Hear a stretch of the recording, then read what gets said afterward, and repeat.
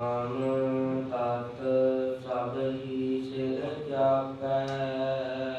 ਕੱਲ ਦੀਆਂ ਪੌੜੀਆਂ ਦੇ ਅੰਦਰ ਧੰਨ ਗੁਰੂ ਨਾਨਕ ਦੇਵ ਜੀ ਨੂੰ ਸਿੱਧਾ ਨੇ ਸਵਾਲ ਕੀਤਾ ਸੀ, ਦੱਸੋ ਜੀ ਦੁਨੀਆ ਦੇ ਅੰਦਰ ਕਿਹੜਾ ਮੁਖੀ ਸਾਧਨ ਹੈ। ਕਮਲ ਮੁਖ ਸੂਰਜ ਤਪੇ ਤਪਾਇਆ, ਕਮਲ ਮੁਖ ਕਾਲ ਜੋਤ ਨਿਤ ਰਹੇ, ਕਮਲ ਮੁਖ ਚੰਦ ਜੀ ਫਿਕਰ ਛਾਇਆ। ਇਹ ਸਾਰੇ ਸਵਾਲਾਂ ਦੇ ਵਿੱਚ ਉਹਨਾਂ ਦਾ ਇੱਕੋ ਹੀ ਸਿਧਾਂਤ ਸੀ ਕਿ ਸਾਨੂੰ ਮੁੱਖੀ ਸਾਧਨ ਦੱਸੋ, ਸ਼੍ਰੋਮਣੀ ਸਾਧਨ ਕਿਹੜਾ ਹੈ, ਜਿਹੜੇ ਸਾਧਨ ਦੇ ਨਾਲ ਇਹ ਸਾਰੀਆਂ ਕਿਰਿਆਵਾਂ ਨੇ ਜਿਹੜੀਆਂ ਉਹ ਹੋ ਸਕਣ ਜੋ ਅਸੀਂ ਚਾਹੁੰਦੇ ਹਾਂ ਕਰਨੀਆਂ, ਜਿਨ੍ਹਾਂ ਨੂੰ ਅਧਿਆਤਮਿਕ ਕਿਰਿਆਵਾਂ ਆਖਿਆ ਜਾਂਦਾ ਹੈ। ਧੰਨ ਗੁਰੂ ਨਾਨਕ ਦੇਵ ਜੀ ਸੱਚੇ ਸਤਿਗੁਰ ਨੇ ਫਿਰ ਉਹਨਾਂ ਦੇ ਇੱਕ ਇੱਕ ਸਵਾਲ ਦਾ ਜਵਾਬ ਸੀ ਜਿਹੜਾ ਉਹ ਦੇਣਾ ਕੀਤਾ। ਅੱਜ ਦੀ ਪੌੜੀ ਹੈ ਜਿਹੜੀ, ਇਹਦੇ ਵਿੱਚ ਧੰਨ ਗੁਰੂ ਮਹਾਰਾਜ ਜੀ ਸੱਚੇ ਸਤਿਗੁਰ ਕਿਰਪਾ ਕਰਦੇ ਨੇ ਕਿ ਸਾਰਿਆਂ ਤੋਂ ਮੁਖੀ ਸਾਧਨ ਹੈ ਜਿਹੜਾ ਗੁਰਸਿੱਖਾਂ ਦੇ ਲਈ, ਉਹ ਹੈ ਉਸ ਪ੍ਰਭੂ ਪਰਮਾਤਮਾ ਦਾ ਨਾਮ ਜਪਣਾ, ਸਿਮਰਨ ਕਰਨਾ। ਨਾਮ ਤਤ ਸਭ ਹੀ ਸਿਰ ਜਾਪੈ। ਗੁਰੂ ਮਹਾਰਾਜ ਜੀ ਰਹਿਮਤ ਕਰਦੇ ਨੇ, ਨਾਮ ਜਿਹੜਾ ਜਪਣਾ ਹੈ ਨਾ, ਇਹ ਸ਼੍ਰੋਮਣੀ ਸਾਧਨ ਹੈ ਜੋ ਸਭ ਤੋਂ ਸਿਰਮੌਰ ਹੈ। ਨਾਮ ਤਤ ਦਾ ਅਰਥ ਵੀ ਸਿਧਾਂਤ ਹੈ। ਨਾਮ ਜਪਣ ਵਾਲਾ ਜਿਹੜਾ ਸਿਧਾਂਤ ਹੈ, ਸਭ ਹੀ ਸਿਰ ਜਾਪੇ, ਇਹ ਸਾਰਿਆਂ ਤੋਂ ਸ਼੍ਰੋਮਣੀ ਸਾਨੂੰ ਜਾਪਦਾ ਹੈ। ਹੁਣ ਆਪਾਂ ਥੋੜ੍ਹਾ ਜਿਹਾ ਸਮਝਾਂਗੇ ਕਿ ਨਾਮ ਤਤ ਜਿਹੜਾ ਨਾਮ ਜਪਣਾ, ਜਿਹੜਾ ਨਾਮ ਜਪਣ ਵਾਲਾ ਜਿਹੜਾ ਸਿਧਾਂਤ ਹੈ, ਨਾਮ ਜਪਣ ਵਾਲੀ ਜਿਹੜੀ ਮਰਿਆਦਾ ਹੈ, ਇਹ ਸਭ ਤੋਂ ਸਿਰਮੌਰ ਕਿਉਂ ਹੈ, ਸ਼੍ਰੋਮਣੀ ਕਿਵੇਂ ਹੈ।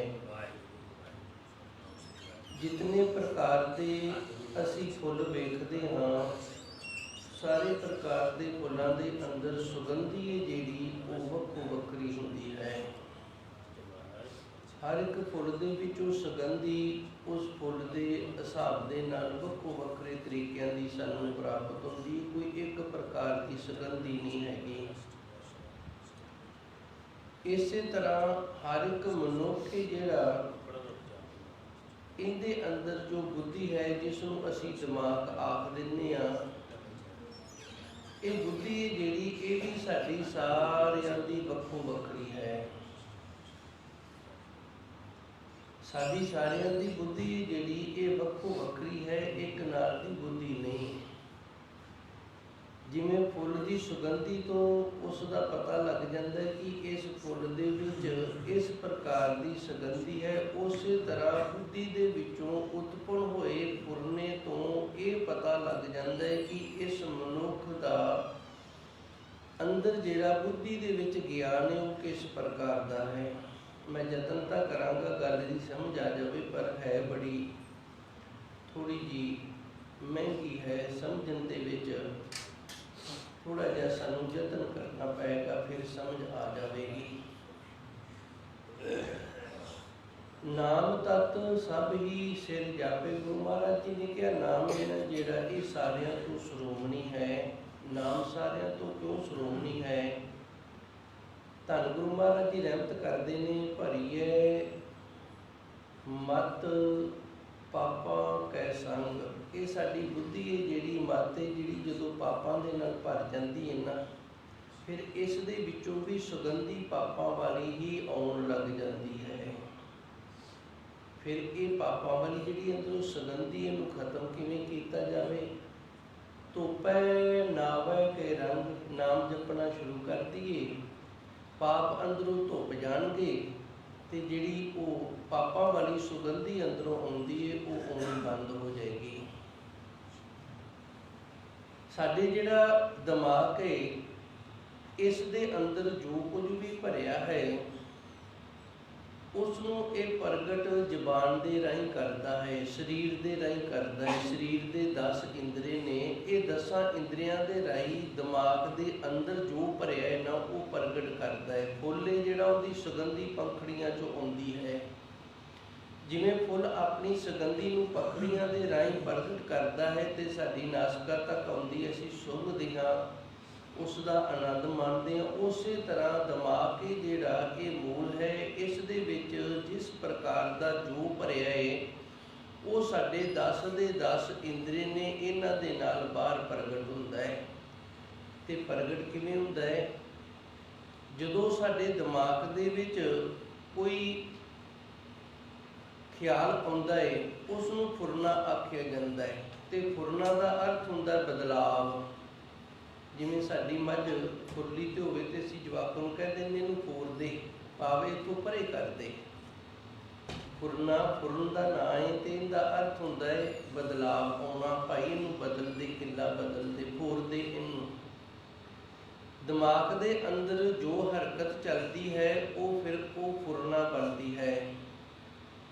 ਉਸ ਫੁਰਨੇ ਨੂੰ ਫੋਰਨ ਦੇ ਲਈ ਜਿਹੜੀ ਹਵਾ ਹੈ ਨਾ ਉਹ ਕੰਮ ਕਰਦੀ ਹੈ, ਉਹਨੂੰ ਅੱਗੇ ਤੋਰਨ ਦੇ ਲਈ, ਅੱਗੇ ਧੱਕਣ ਦੇ ਲਈ, ਬਦਲਣ ਦੇ ਲਈ, ਸਾਡੀ ਜ਼ੁਬਾਨ ਤੱਕ ਆਉਣ ਦੇ ਲਈ। ਮੈਂ ਇਸ ਤਰ੍ਹਾਂ ਦੱਸਦੇ ਹਾਂ, ਐਵੇਂ ਨਹੀਂ ਆਉਂਦਾ। ਹਵਾ ਜਿਹੜੀ ਹਵਾ ਦੇ ਜ਼ੋਰ ਦੇ ਨਾਲ ਉਹ ਸਾਡੀ ਜ਼ੁਬਾਨ 'ਤੇ ਆਉਂਦਾ ਹੈ। ਅਤੇ ਵਿਦਵਾਨਾਂ ਨੇ ਇਹਦੀ ਜਦੋਂ ਖੋਜ ਕੀਤੀ, ਇੱਥੋਂ ਤੱਕ ਪਹੁੰਚੇ ਅਤੇ ਫਿਰ ਇਹਦਾ ਨਾਮ ਰੱਖ ਦਿੱਤਾ ਇਹ ਪਰਾ, ਬਸੰਤੀ, ਮੱਧਮਾ ਅਤੇ ਬੇਖਰੀ। ਇਹ ਚਾਰ ਜਿਹੜੇ ਨੇ ਚਾਰ ਅਵਸਥਾ ਦੇ ਵੱਖੋ ਵੱਖਰੇ ਨਾਮ ਦੇ ਦਿੱਤੇ। ਅਜੇ ਦਿਮਾਗ ਦੇ ਅੰਦਰ ਕੋਈ ਹਰਕਤ ਹੋਈ ਹੈ, ਉਹ ਹਰਕਤ ਜਿਹੜੀ ਉਹ ਹਵਾ ਦੇ ਜ਼ੋਰ ਦੇ ਨਾਲ ਪਰਾ ਬਣੀ ਹੈ। ਅਤੇ ਪਰਾ ਜਿਹੜੀ ਉਹ ਸਾਡੇ ਦਿਲ ਦੇ ਵਿੱਚ ਆਈ ਹੈ, ਇਹਨੂੰ ਬਸੰਤੀ ਆਖ ਦਿੰਦੇ ਨੇ। ਅਜੇ ਸ਼ਬਦ ਨਹੀਂ ਮਿਲੇ ਇਹਨੂੰ, ਅਜੇ ਇਹਨੂੰ ਸ਼ਬਦ ਨਹੀਂ ਮਿਲੇ ਕਿ ਉਹਨਾਂ ਸ਼ਬਦਾਂ ਦੇ ਨਾਲ, ਜ਼ੁਬਾਨ ਦੇ ਨਾਲ ਜਾਂ ਸਰੀਰ ਹੱਥ ਦੇ ਨਾਲ ਉਹਨੂੰ ਪ੍ਰਗਟ ਕਰ ਦੇਵੇ। ਇਹ ਫਿਰ ਜਿਹੜੀ ਬਸੰਤੀ ਹੈ ਇਹ ਹਿਰਦੇ ਦੇ ਵਿੱਚੋਂ ਹਵਾ ਦੇ ਜ਼ੋਰ ਦੇ ਨਾਲ ਹੀ ਸਾਡੇ ਗਲ ਦੇ ਵਿੱਚ ਆਉਂਦੀ ਹੈ। ਅਤੇ ਗਲ ਦੇ ਵਿੱਚੋਂ ਇਹ ਹਵਾ ਦੇ ਜ਼ੋਰ ਦੇ ਨਾਲ ਹੀ ਜ਼ੁਬਾਨ 'ਤੇ ਆਣ ਕੇ ਬੋਲੀ ਜਾਂਦੀ ਹੈ। ਕੋਈ ਮਨੁੱਖ ਇਸ ਤਰ੍ਹਾਂ ਦਾ ਨਹੀਂ ਹੋਵੇਗਾ ਜਿਹੜਾ ਇਹ ਆਖੇ ਵੀ ਮੈਂ ਮੂੰਹ 'ਚੋਂ ਹਵਾ ਨਹੀਂ ਨਿਕਲਣ ਦੇਣੀ ਅਤੇ ਕੋਈ ਸ਼ਬਦ ਬੋਲਦਿਆਂ ਕੋਈ ਵੀ ਸ਼ਬਦ ਨਹੀਂ ਜੇ ਬੋਲਿਆ ਜਾਂਦਾ ਬਿਨਾਂ ਹਵਾ ਤੋਂ, ਕਿਉਂਕਿ ਇਹ ਚੱਲੇ ਹੀ ਅੰਦਰੋਂ ਹਵਾ ਦੇ ਨਾਲ ਆਇਆ ਹੈ। ਅਤੇ ਜ਼ੁਬਾਨ ਤੱਕ ਹੀ ਹਵਾ ਦੇ ਵਿੱਚ ਸ਼ਬਦ ਨੇ ਜਿਹੜੇ ਉਹ ਬਣ ਗਏ ਨੇ ਅਤੇ ਉਹਨਾਂ ਸ਼ਬਦਾਂ ਨੂੰ ਜ਼ੁਬਾਨ ਦੇ ਨਾਲ ਫਿਰ ਪ੍ਰਗਟ ਕੀਤਾ ਗਿਆ ਹੈ ਜੋ ਵੀ ਸਾਡੇ ਦਿਮਾਗ ਦੇ ਵਿੱਚ ਚੱਲ ਰਿਹਾ ਹੈ। ਸੋ ਗੁਰੂ ਮਹਾਰਾਜ ਜੀ ਰਹਿਮਤ ਕਰਦੇ ਨੇ। ਹੁਣ ਇੱਥੇ ਸਾਨੂੰ ਦੱਸਣਾ ਇਹ ਚਾਹੁੰਦੇ ਨੇ, ਸਿੱਧਾਂ ਨੂੰ ਇਹ ਦੱਸਣਾ ਚਾਹੁੰਦੇ ਸਨ ਕਿ ਜਿਹੜੇ ਮਨੁੱਖ ਦੇ ਦਿਮਾਗ ਦੇ ਵਿੱਚ ਪਾਪਾਂ ਦੀ ਮੱਤ ਭਰੀ ਹੋਈ ਹੈ, ਭਾਵ ਉਹ ਵਿਕਾਰੀ ਹੈ, ਅਤੇ ਉਹਦੀ ਮੱਤ ਦੇ ਵਿੱਚ ਵਿਕਾਰਾਂ ਦੀ ਜਿਹੜੀ ਪਾਪ ਨੇ ਮੈਲ ਹੈ ਉਹ ਭਰੀ ਹੋਈ ਹੈ। ਅਤੇ ਫਿਰ ਉਸ ਦੇ ਅੰਦਰ ਨਾ ਉਹ ਫੁਰਨਾ ਬਣਦੀ ਹੈ। ਜਦੋਂ ਫੁਰਨਾ ਬਣਦੀ ਹੈ, ਫੁਰਨਾ ਬਣ ਕੇ ਹਿਰਦੇ ਤੱਕ ਆਉਂਦੀ, ਹਿਰਦੇ ਤੋਂ ਮੱਧਮ ਗਲ ਤੱਕ ਆ ਜਾਂਦੀ, ਅਤੇ ਫਿਰ ਜ਼ੁਬਾਨ ਦੇ ਨਾਲ ਫਿਰ ਉਹ ਆਪਣੇ ਇਸ ਦਿਮਾਗ ਦੀ ਗੱਲ ਨੂੰ ਦੂਜੇ ਨੂੰ ਦੱਸਦਾ ਹੈ ਵੀ ਮੈਂ ਆਹ ਚਾਹੁੰਦਾ।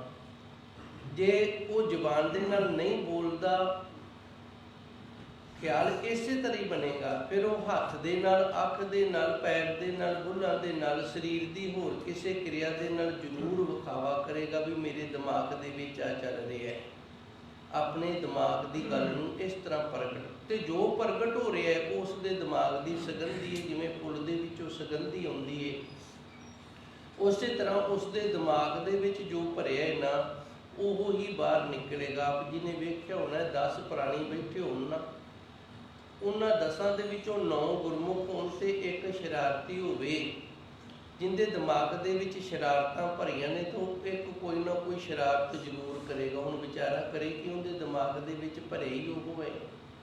ਜਿਹੜੀ ਚੀਜ਼ ਦਿਮਾਗ ਦੇ ਵਿੱਚ ਭਰੀ ਹੈ ਉਹ ਹੱਥ ਨਾਲ, ਪੈਰ ਨਾਲ, ਜ਼ੁਬਾਨ ਦੇ ਨਾਲ ਉਸੇ ਤਰ੍ਹਾਂ ਉਹ ਹੀ ਕਰਦਾ, ਅਤੇ ਇਹ ਉਸ ਦੀ ਸੁਗੰਧੀ ਹੈ। ਇਸ ਤੋਂ ਸਾਨੂੰ ਇਹ ਗਿਆਨ ਹੋ ਜਾਂਦਾ ਹੈ ਕਿ ਇਸ ਦੇ ਦਿਮਾਗ ਦੇ ਵਿੱਚ ਇਹ ਕੁਝ ਚੱਲਦਾ ਹੈ ਅਤੇ ਇਸ ਤਰ੍ਹਾਂ ਦਾ ਹੈ।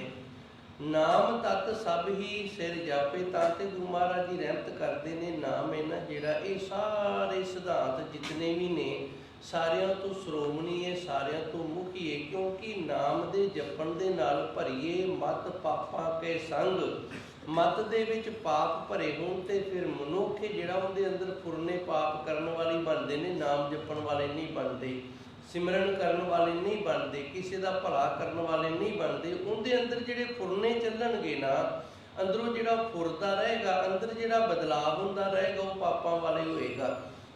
ਭਰੀਏ ਮਤ ਪਾਪਾਂ ਕੇ ਸੰਗ, ਉਹ ਧੁੱਪੈ ਨਾਵੇ ਕੇ ਰੰਗ। ਜੇ ਨਾਮ ਜਪਣ ਲੱਗ ਜੇ ਨਾ, ਨਾਮ ਦੇ ਨਾਲ ਉਹ ਪਾਪਾਂ ਵਾਲੀ ਮੱਤ ਜਿਹੜੀ ਹੁੰਦੀ ਉਹ ਧੋਤੀ ਜਾਏਗੀ, ਤੇ ਫਿਰ ਉਹਦੇ ਫੁਰਨੇ ਨੇ ਜਿਹੜੇ ਉਹ ਸ਼ੁੱਧ ਤੇ ਪਵਿੱਤਰ ਹੋ ਜਾਣਗੇ। ਇਸ ਕਰਕੇ ਧੰਨ ਗੁਰੂ ਨਾਨਕ ਦੇਵ ਜੀ ਨੇ ਸਾਰੇ ਸਿੱਧਾਂ ਨੂੰ ਆਖਿਆ, ਭਾਈ ਤੁਸੀਂ ਸਿੱਧੀਆਂ ਜ਼ਰੂਰ ਪ੍ਰਾਪਤ ਕਰਨੀਆਂ ਨੇ, ਪਰ ਤੁਹਾਡੇ ਫੁਰਨੇ ਜਿਹੜੇ ਨੇ ਨਾ ਉਹੀ ਈਰਖਾ, ਦਵੈਸ ਤੇ ਬੁਰਾਈਆਂ ਵਾਲੇ ਨੇ।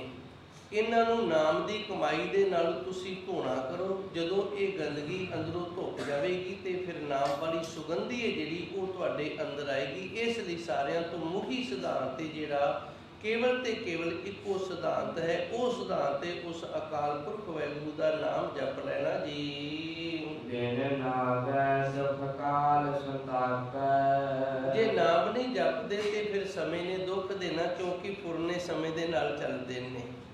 ਸਮੇਂ ਨੇ ਕਿਤਾਬ ਖੋਲ੍ਹੀ ਜਾਣੀ ਹੈ, ਸਾਡੇ ਅੰਦਰ ਫੁਰਨੇ ਬਣਦੇ ਜਾਣੇ ਨੇ। ਫੁਰਨਿਆਂ ਦੇ ਹਿਸਾਬ ਦੇ ਨਾਲ ਅਸੀਂ ਫਿਰ ਸੰਸਾਰ ਵਿੱਚ ਵਿਚਰਨਾ ਹੈ। ਫੁਰਨਿਆਂ ਦੇ ਹਿਸਾਬ ਦੇ ਨਾਲ ਜਦੋਂ ਸੰਸਾਰ ਵਿੱਚ ਵਿਚਰਾਂਗੇ ਤੇ ਫਿਰ ਸਾਨੂੰ ਉਹਨਾਂ ਫੁਰਨਿਆਂ ਦਾ ਦੁੱਖ ਹੀ ਮਿਲੇਗਾ। ਕਿਸੇ ਬੰਦੇ ਦਾ ਸੁਭਾਅ ਹੈ, ਉਹ ਜਦੋਂ ਵੀ ਗੱਲ ਕਰਦਾ ਹੈ ਨਾ ਟੀਚਰ ਦੇ ਨਾਲ ਕਰਦਾ ਹੈ।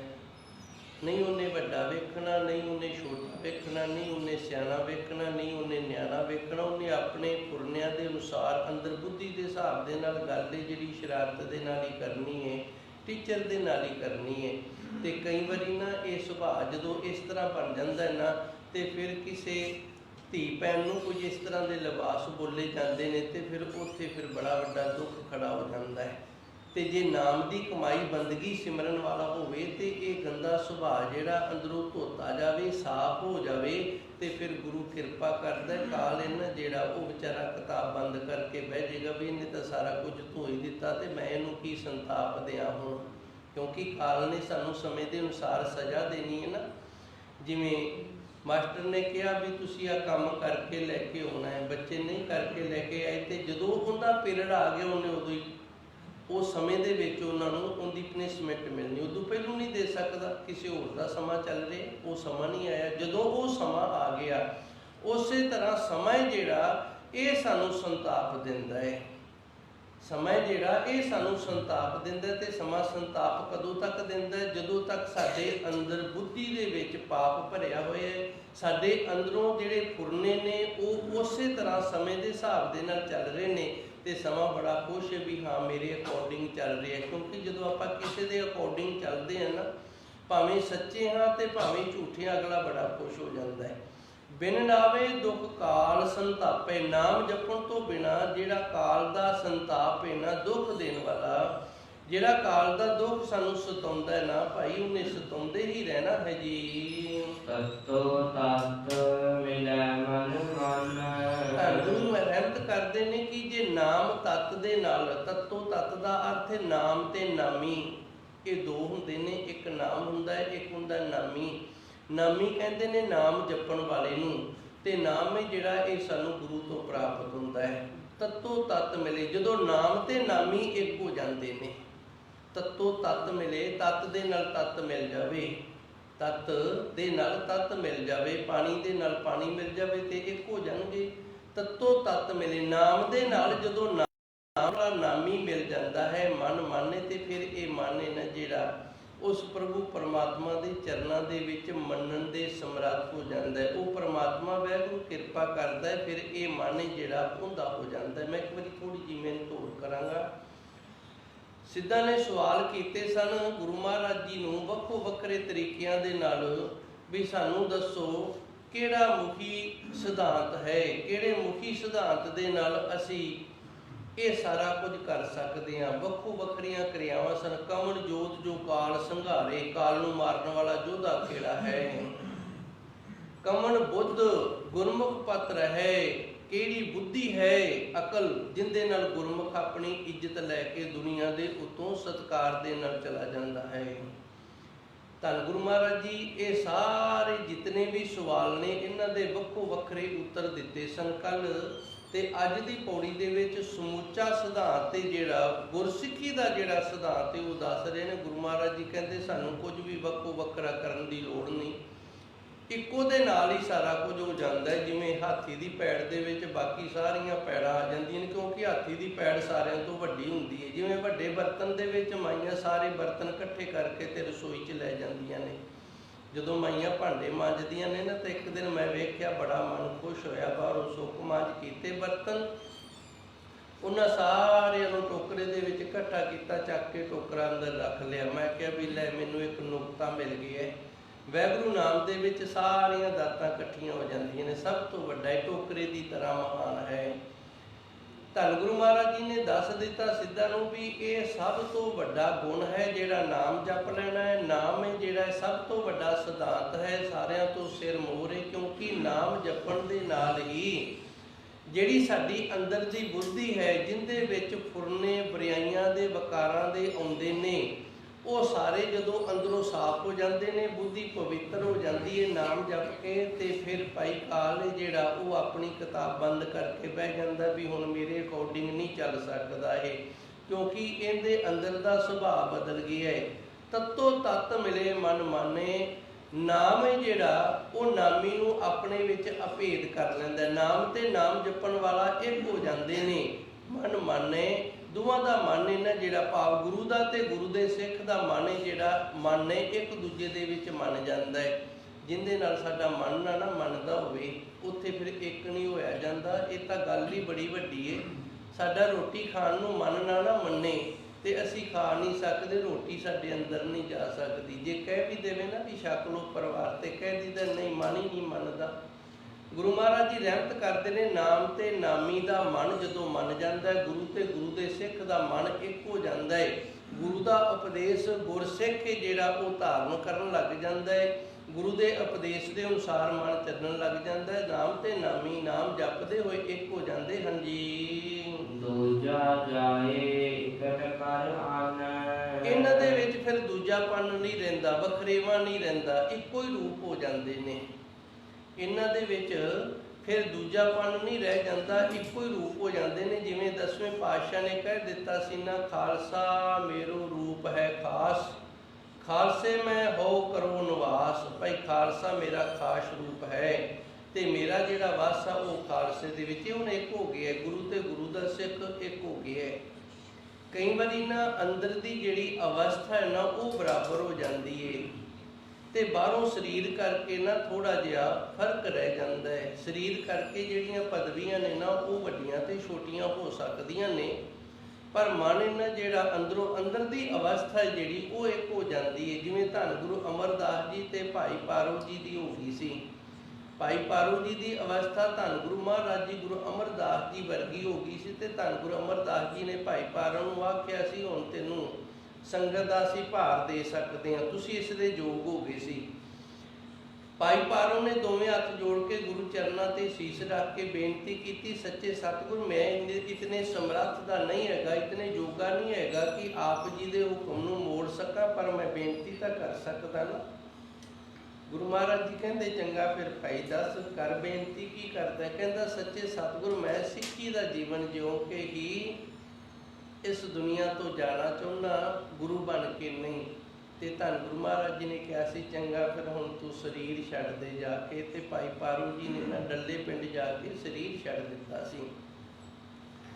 ਆ ਕਈ ਬੱਚੇ ਨੇ ਮੇਰੇ ਪੜ੍ਹਾਏ ਹੋਏ ਨੇ ਤੇ ਉਹ ਮੇਰੇ ਤੋਂ ਨਾ ਅੱਗੇ ਲੰਘ ਗਏ ਨੇ, ਜ਼ਿਆਦਾ ਪੜ੍ਹ ਗਏ ਨੇ, ਵੱਡੀਆਂ ਵੱਡੀਆਂ ਪੋਸਟਾਂ ਤੇ ਵੀ ਨੇ। ਤੇ ਜਦੋਂ ਕਿਤੇ ਮਿਲਦੇ ਨੇ ਨਾ ਉਦੋਂ ਝੁੱਕ ਕੇ ਫਤਿਹ ਬੁਲਾਉਂਦੇ ਨੇ। ਫਿਰ ਪੁੱਛੀਦਾ ਕਹਿੰਦੇ ਜੀ ਅਸੀਂ ਤੁਹਾਡੇ ਤੋਂ ਪੜ੍ਹੇ ਆ। ਹੁਣ ਅੰਦਰ ਦੀ ਅਵਸਥਾ ਜਿਹੜੀ ਵਿਦਿਆ ਦੀ ਏ ਉਹਦੇ ਵਿੱਚ ਸਾਡੇ ਬਰਾਬਰ ਵੀ ਨੇ ਤੇ ਸਾਡੇ ਤੋਂ ਅੱਗੇ ਵੀ ਲੰਘ ਗਏ ਨੇ, ਪਰ ਪਦਵੀ ਕਰਕੇ ਨਾ ਉਹ ਸਾਨੂੰ ਅਜੇ ਵੀ ਉਹ ਸਤਿਕਾਰ ਦਿੰਦੇ ਨੇ ਜੋ ਇੱਕ ਮਾਸਟਰ ਨੂੰ ਬੱਚਿਆਂ ਵੱਲੋਂ ਦਿੱਤਾ ਜਾਣਾ ਚਾਹੀਦਾ ਹੈ। ਦੂਜਾ ਜਾਏ ਇਹ ਹੁਣ ਦੂਜਾ ਖਤਮ ਹੋ ਗਿਆ ਹੈ, ਅੰਦਰ ਦੀ ਅਵਸਥਾ ਬਰਾਬਰ ਹੋ ਗਈ ਹੈ ਤੇ ਦੂਜਾ ਜਿਹੜਾ ਨਾ ਉਹ ਖਤਮ ਹੋ ਗਿਆ। ਇਹਨਾਂ ਵਿੱਚ ਫਰਕ ਨਹੀਂ ਰਿਹਾ। ਇਕਤ ਘਰ ਆਨੇ ਇੱਕੋ ਘਰ ਦੇ ਵਿੱਚ ਆ ਗਏ ਨੇ, ਭਾਵ ਇੱਕ ਬਰਾਬਰ ਦੇ ਹੋ ਗਏ ਨੇ। ਗੁਰੂ ਤੇ ਸਿੱਖ ਜਿਹੜਾ ਇੱਕ ਰੂਪ ਹੋ ਜਾਂਦੇ ਹਨ ਜੀ।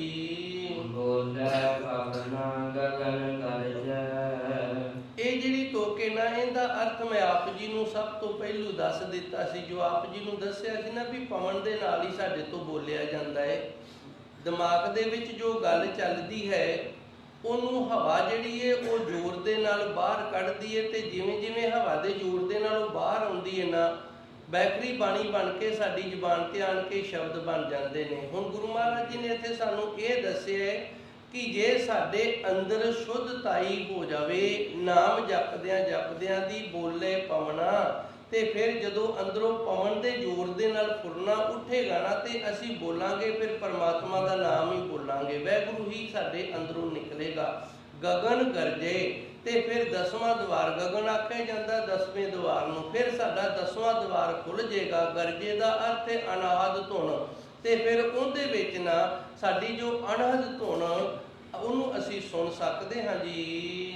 ਨਾਨਕ ਨਿਹਚਲ ਵਿਰਣ ਸਹਜੈ। ਨਿਹਚਲ ਦਾ ਅਰਥ ਹੁੰਦਾ ਇਹਦਾ ਮਨ ਹੁਣ ਚੱਲਦਾ ਨਹੀਂ। ਜਿੰਦਾ ਮਨ ਚੱਲਣੋਂ ਹਟ ਜੇ ਨਾ, ਮਨ ਦੇ ਵਿੱਚ ਫੁਰਨੇ ਉਹਨੂੰ ਹਟ ਜਾਣ ਬੁਰਾਈਆਂ ਵਾਲੇ, ਇੱਕ ਨਾਮ ਵਾਲਾ ਫੁਰਨਾ ਹੀ ਅੰਦਰ ਰਹਿ ਜਾਵੇ, ਨਾਮ ਹੀ ਜਪਦਾ ਰਵੇ, ਉਹਨੂੰ ਨਿਹਚਲ ਆਖਿਆ। ਟਿਕਾਓ ਦੇ ਵਿੱਚ ਆ ਗਏ ਨਿਹਚਲ ਮਿਲਨ, ਉਹ ਪ੍ਰਭੂ ਪਰਮਾਤਮਾ ਜਿਹੜਾ ਅਪੂਰ ਹੈ ਮਿਲਨ, ਉਹਨੂੰ ਮਿਲ ਪੈਂਦੇ ਨੇ ਸਹਿਜੇ, ਸਹਿਜ ਅਵਸਥਾ, ਗਿਆਨ ਵਾਲੀ ਅਵਸਥਾ ਵਾਲੇ ਹੋ ਕੇ, ਤੇ ਉਸ ਪ੍ਰਭੂ ਪਰਮਾਤਮਾ ਦੇ ਨਾਲ ਮਿਲਾਪ ਹੋ ਜਾਂਦਾ। ਮੈਂ ਪੂਰਨ ਪੌੜੀ ਦਾ ਜੋ ਸੰਖੇਪ ਭਾਵੇਂ ਉਹ ਆਪ ਜੀ ਦੀ ਸੇਵਾ ਵਿੱਚ ਹਾਜ਼ਰ ਕਰਾਂ। ਗੁਰੂ ਮਹਾਰਾਜ ਜੀ ਨੇ ਇਸ ਪੌੜੀ ਦੇ ਵਿੱਚ ਸਿੱਧਾਂ ਨੂੰ ਇਹ ਸਮਝਾਇਆ ਸੀ ਵੀ ਜੋ ਤੁਸੀਂ ਸਾਨੂੰ ਵੱਖੋ ਵੱਖਰੇ ਪੁੱਛਦੇ ਹੋ ਨਾ, ਇਸ ਦਾ ਮੁਖੀ ਸਾਧਨ ਕਿਹੜਾ ਹੈ, ਇਸ ਦਾ, ਕਿਉਂਕਿ ਇਹਨਾਂ ਦੇ 84 ਆਸਨ ਨੇ, 84 ਪ੍ਰਕਾਰ ਦੇ ਆਸਨਾਂ ਦੇ ਨਾਲ ਇਹ ਵੱਖੋ ਵੱਖਰੇ ਤਰੀਕਿਆਂ ਦੇ ਨਾਲ ਆਸਨ ਲਾ ਕੇ ਨਾ, ਤੇ ਵੱਖੋ ਵੱਖਰੀਆਂ ਅਵਸਥਾਵਾਂ ਨੇ ਜਿਹੜੀਆਂ ਉਹ ਪ੍ਰਾਪਤ ਕਰਦੇ ਨੇ।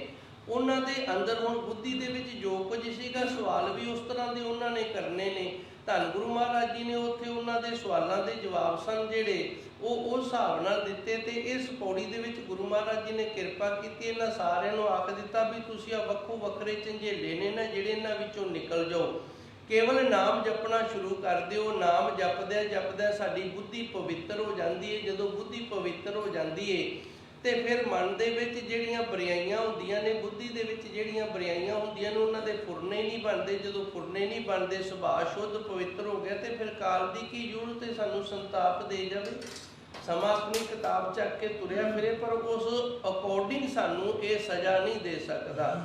ਤੇ ਦੂਜਾ ਇਹਦਾ ਫਾਇਦਾ ਇਹ ਹੋ ਜਾਂਦਾ, ਤੱਤੋ ਤੱਤ ਮਿਲੇ। ਨਾਮ ਜਪਣ ਵਾਲਾ ਜਿਹੜਾ, ਉਹ ਨਾਮ ਦੇ ਵਿੱਚ ਅਭੇਦ ਹੋ ਜਾਂਦਾ, ਦੋਵਾਂ ਦਾ ਮਨ ਇੱਕ ਹੋ ਜਾਂਦਾ, ਅੰਦਰ ਦੀ ਅਵਸਥਾ ਬਰਾਬਰ ਹੋ ਜਾਂਦੀ ਹੈ। ਦੂਜਾ ਜਾਏ, ਇਹਨਾਂ ਵਿੱਚ ਫਰਕ ਨਹੀਂ ਹੁੰਦਾ। ਫਿਰ ਨਾਮ ਜਪਣ ਵਾਲੇ ਦੇ ਵਿੱਚ ਤੇ ਗੁਰੂ ਦੁਆਰਾ ਜਿਹਨੇ ਨਾਮ ਦਿੱਤਾ, ਇਹਨਾਂ ਦੇ ਵਿੱਚ ਫਰਕ ਨਹੀਂ। ਗੁਰੂ ਮਹਾਰਾਜ ਜੀ ਦੀ ਬਾਣੀ ਦੇ ਅੰਦਰ ਫਰਮਾਨ ਹੁੰਦਾ, ਏਕ ਜੋਤ ਦੋਏ ਮੂਰਤੀ, ਵੇਖਣ ਨੂੰ ਦੋ ਸਰੀਰ ਲੱਗਣਗੇ, ਅੰਦਰ ਦੀ ਜੋਤ ਇੱਕ ਹੋ ਜਾਵੇਗੀ।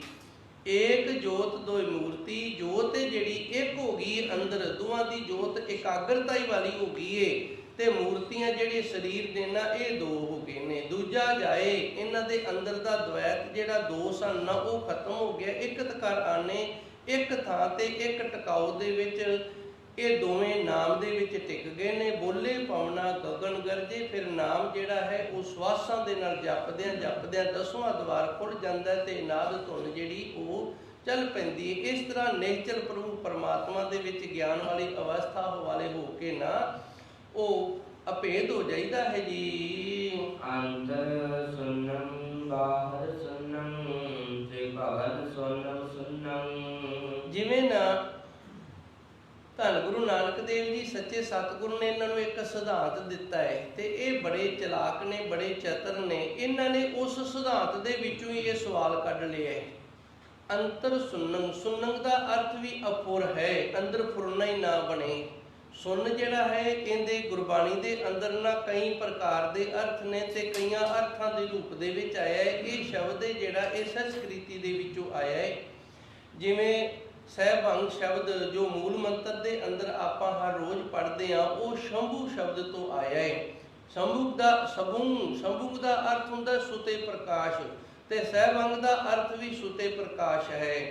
ਉਸੇ ਤਰ੍ਹਾਂ ਜਿਵੇਂ ਹੋਰ ਵੀ ਕਈ ਸ਼ਬਦ ਨੇ, ਆਪਨੇ ਹਲੂਲ ਸ਼ਬਦ ਸ਼ਾਇਦ ਨਾ ਸੁਣਿਆ ਹੋਵੇ। ਹਲੂਲ ਸ਼ਬਦ ਇਹਨਾਂ ਜਿਹੜਾ ਇਹ ਅਰਬੀ ਤੋਂ ਆਇਆ ਜੇ। ਹਲੂਲ ਸ਼ਬਦ ਹੈ ਜਿਹੜਾ ਇਹ ਅਰਬੀ ਤੋਂ ਆਇਆ ਹੈ, ਤੇ ਅਰਬੀ ਤੋਂ ਆ ਕੇ ਇਹ ਸਾਡੀ ਗੁਰਮੁਖੀ ਦੇ ਵਿੱਚ ਬਣ ਗਿਆ ਮਹੱਲਾ। ਹਲੂਲ ਦਾ ਅਰਥ ਹੁੰਦਾ ਸੰਗਮ ਹੋਣਾ। ਜਿਵੇਂ ਦੋ ਨਦੀਆਂ ਇੱਕ ਥਾਂ ਤੇ ਇਕੱਠੀਆਂ ਹੋ ਜਾਂਦੀਆਂ ਨੇ, ਉਹਨੂੰ ਸੰਗਮ ਆਖਦੇ ਨੇ। ਜਦੋਂ ਦੋਹਾਂ ਨਦੀਆਂ ਦਾ ਪਾਣੀ ਮਿਲ ਜਾਵੇ ਨਾ, ਵਖਰੇਵਾ ਨਾ ਰਹੇ, ਤੇ ਉਹਨੂੰ ਸੰਗਮ ਆਖਦੇ ਨੇ। ਤੇ ਅਰਬੀ ਦੇ ਵਿੱਚ ਆਖਦੇ ਨੇ ਹਲੂਲ, ਤੇ ਹਲੂਲ ਤੋਂ ਬਣਿਆ ਅੱਗੇ ਸ਼ਬਦ ਮਹੱਲਾ। ਮਹੱਲਾ ਦਾ ਅਰਥ ਵੀ ਸੰਗਮ ਹੈ। ਗੁਰੂ ਮਹਾਰਾਜ ਜੀ ਦਾ ਉਸ ਪ੍ਰਭੂ ਪਰਮਾਤਮਾ ਪਰਮਾਤਮਾ ਦੇ ਨਾਲ ਜਦੋਂ ਸੰਗਮ ਹੁੰਦਾ ਸੀ ਨਾ, ਉਦੋਂ ਫਿਰ ਗੁਰਬਾਣੀ ਆਉਂਦੀ ਸੀ ਤੇ ਗੁਰੂ ਮਹਾਰਾਜ ਜੀ ਰਹਿਮਤ ਕਰਦੇ ਸਨ। ਆਖਦੇ ਨੇ ਮਰਦਾਨਿਆਂ ਰਬਾਬ ਵਜਾ ਬਾਣੀ ਆਈ ਆ। ਜਿਵੇਂ ਦੋ ਨਦੀਆਂ ਦਾ ਪਾਣੀ ਮਿਲੇਗਾ ਨਾ ਤੇ ਉਹਦੇ ਵਿੱਚ ਜਦੋਂ ਸੰਗਮ ਹੋਏਗਾ ਤੇ ਆਵਾਜ਼ ਧੁਨ ਉੱਠੇਗੀ। ਉਸੇ ਤਰ੍ਹਾਂ ਗੁਰੂ ਮਹਾਰਾਜ ਜੀ ਦਾ ਜਦੋਂ ਹਲੂਲ ਸੰਗਮ ਹੁੰਦਾ ਸੀ ਫਿਰ ਬਾਣੀ ਆਉਂਦੀ ਸੀ। ਤਾਂ ਕਰਕੇ ਸ਼ਲੋਕ ਮਹੱਲਾ ਲਿਖਿਆ ਜਾਂਦਾ ਹੈ। ਰੋ ਵਿਚਾਰ ਵਿਖਿਆਨ ਬੜਾ ਡੰਗਾਈ ਵਾਲਾ, ਫਿਰ ਕਿਤੇ ਵਿਚਾਰਾਂਗੇ ਆਪ ਜੀ ਦੇ ਨਾਲ। ਹੁਣ ਗੁਰੂ ਨਾਨਕ ਦੇਵ ਜੀ ਨੇ ਜਿਹੜਾ ਇਹਨਾਂ ਨੂੰ ਸਵਾਲ ਸਿਧਾਂਤ ਦਿੱਤਾ ਹੈ ਨਾਮ ਜਪਣ ਵਾਲਾ, ਤੇ ਇਹਨਾਂ ਨੇ ਉਸੇ ਸਿਧਾਂਤ ਦੇ ਵਿੱਚੋਂ ਹੀ ਇੱਕ ਸਵਾਲ ਕੱਢ ਲਿਆ। ਗੁਰੂ ਮਹਾਰਾਜ ਜੀ ਅੰਤਰ ਸੁਨੰ ਬਾਹਰ ਸੁਨੰ ਤੇ ਭਵਨ ਸੁਨਮ ਸੁਨੰ।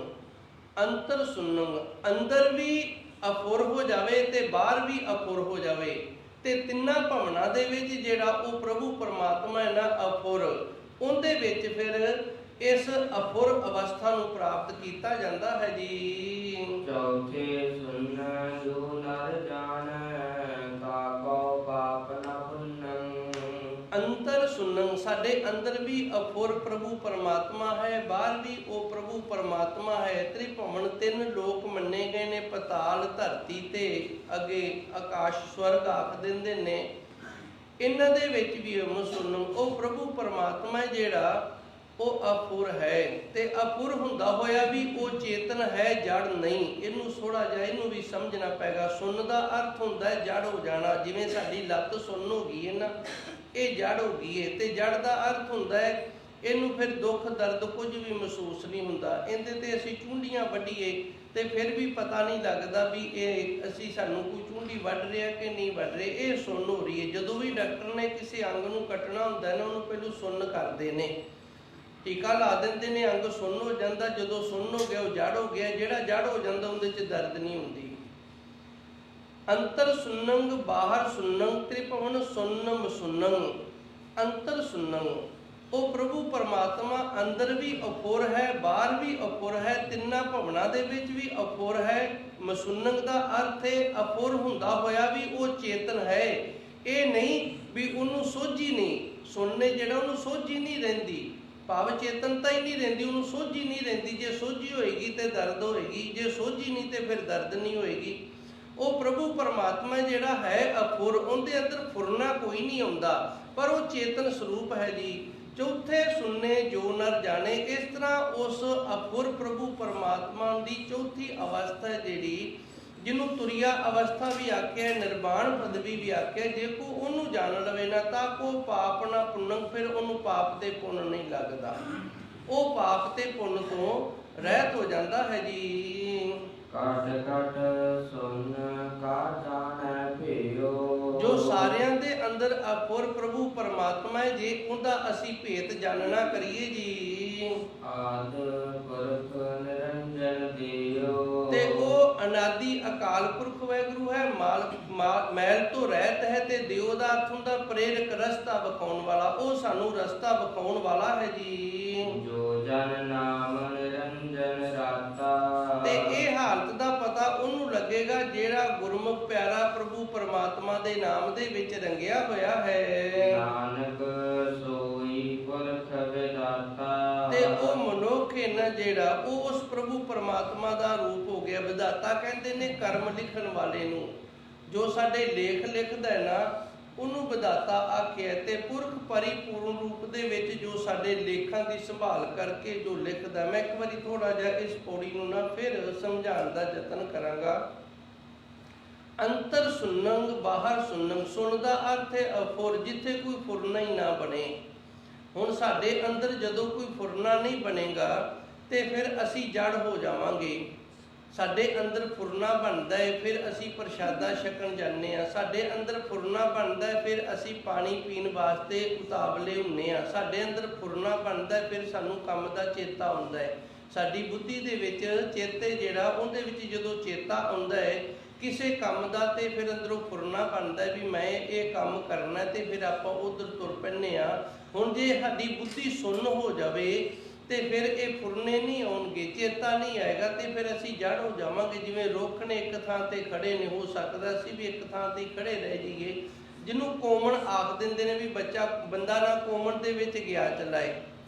ਉਹ ਕੋਮਣ ਦੇ ਵਿੱਚ ਗਿਆ ਚਲਾ, ਉਹਦਾ ਦਿਮਾਗ ਹੀ ਜਿਹੜਾ ਸੁੰਨ ਹੋ ਗਿਆ ਹੈ, ਦਿਮਾਗ ਦੇ ਵਿੱਚ ਕੋਈ ਕਿਸੇ ਪ੍ਰਕਾਰ ਦੀ ਸੋਝੀ ਨਹੀਂ ਰਹੀ।